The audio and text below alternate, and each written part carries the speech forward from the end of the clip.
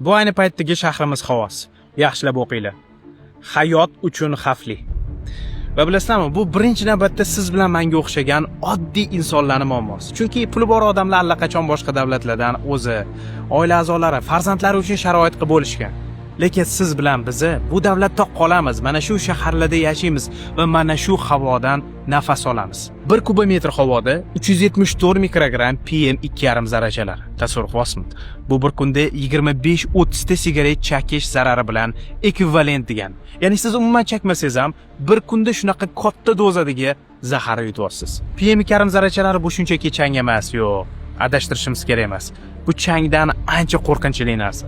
PM 2,5 zarrachalari tushunishingiz uchun inson soch tolasidan 30 baravar ingichkaroq bo'ladi. Aynan shuning uchun u burnimizdagi filtrlardan ham, shilliq qavatdan ham, o'pkamizdan ham o'tib, to'g'ri qonimizga tushadi va infarkt, insult, astma va hatto o'pka saratonini chaqiradi. Bu zarralar shu darajada kichkinaki, hattoki homilador platsentasidan ham o'tib, hali tug'ilmagan chaqaloq organizmini zaharlaydi. Bularning hammasi allaqachon tasdiqlangan ilmiy faktlar.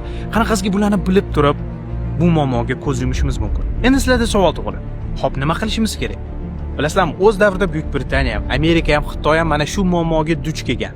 Va aynan siyosiy iroda mana shu muammoga qarshi effektiv kurashishga yordam bergan. Ya'ni hukumat bu muammoni eng birinchi raqamli prioritet masalaga aylantirishi va ifloslanish sabablarini aniqlab, unga qarshi kurashishni boshlashi shart va zarur.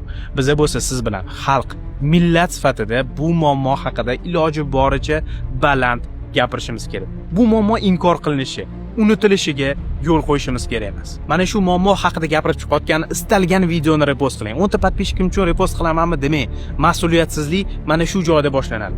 Bir dona obunachingiz bo'lsa ham, profilingiz boshqalar uchun yopiq bo'lsa ham, bu muammo haqida gapiring. Gapirishdan to'xtamang. Faqat shundagina u kerakli insonlarga yetib borishi mumkin.